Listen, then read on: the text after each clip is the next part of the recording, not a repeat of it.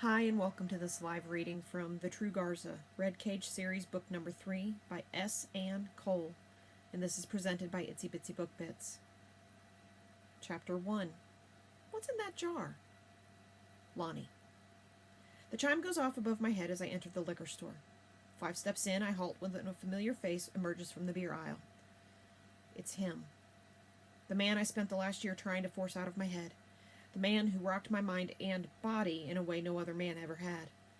The man who, for 7 days, drowned out my sorrow, dulled my pain, and made me forget. As he strides to the cashier with a 6-pack of beer, I allow myself an eyeful of him. He looks as good as I remember, if not better. Tall, broad, muscled, formidable, tawny, unbelievably handsome. Excuse me, a customer mumbles, brushing past me. He told me he was from L.A., but moving back here, I hadn't considered the possibility of running into him. Flashes of the torrid week we spent together plays across my mind like a reel. As if he senses my stare, he turns his head in my direction and fixes his dark gaze on me. I wait for recognition to slither across his features, for that sexy, flirty grin that had been used like a weapon against me to touch his lips, but all I get is an arched brow. His demeanor is unwelcoming, and he's as approachable as a venomous snake set to strike. He doesn't remember me. Of course he doesn't. Our affair was over a year ago. There have no doubt been many more after me. I remember him as vividly as if it were yesterday because he's the last man I was with. And, well, that face... It's impossible to forget a face like that. Also, when a man rocks a woman's world the way he did mine, that's not something she ever forgets. Still, something about his damn near glaring at me the way he is right now, without so much as a hint of recognition, stings. Those 7 days spent with him are the most unforgettably amazing 7 days of my life. Sure, it was just a fling, but it was magical. He showed up at a time when I desperately needed to feel something other than pain, if only temporarily. He was, at the time, everything I needed. It meant something to me. Now, under the heat of his glare, a glare that makes me feel as if I've offended him somehow. It's clear that it had meant nothing for him. Having suddenly forgotten what I came here for, I spin around and start for the exit. I'm almost out the door when 2 masked men storm in, driving me back inside with a gun to my face. "Everybody down! Now!" Oh, for Pete's sake. I've only been back here a day. All I wanted was a bottle of Johnny Walker. Oh, now I remember what I came for. "Down, bitch!" One of the men barks at me. Hands up, I slowly lower to the ground.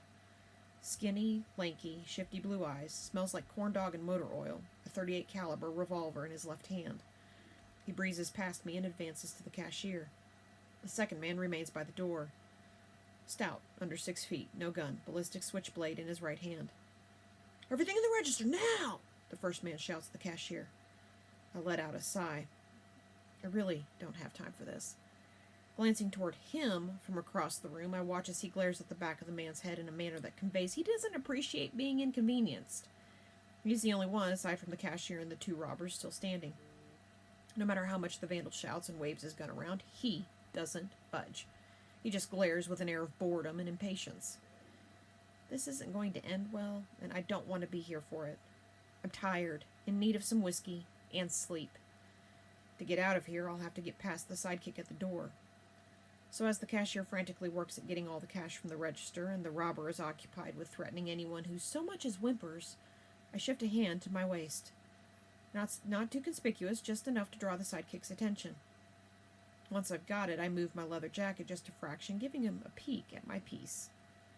When he sees it, his eyes widen, then dart to his partner, who's still barking and making a scene, then back to me again. Shaking with nerves now, he bounces from foot to foot. "Come on, punk. Be a good little wimp and beat it." Hey, come on, man. This was a bad idea," he calls to the partner. Let's get out of here." His partner ignores him, stuffing all the cash that's being passed to him into the pockets of his hoodie. Eyes trained on the sidekick, and make as if I'm about to pull out my gun. No hesitation this time, he turns and bolts out the door. Gun trumps switchblade. When I swing my attention to where the other idiot is by the cashier, my gaze collides with his. The hard glare has been replaced by a glint of curiosity. I slowly inch toward the exit.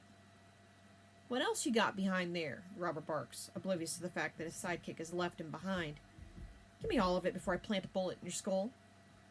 There's nothing else, I swear, the cashier cries. We just changed shifts. What's in that jar?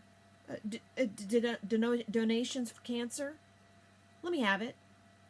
I'm almost up to the door when I hear it growled. Fuck this. Hey, where are you? Ah! I pop my head up just in time to see the robber being held in a chokehold by him. In seconds, the robber is asleep, his gun clattered to the floor. He slowly lowers the goon to the ground, then picks up the gun, shaking his head. Idiot had the safety on the entire time.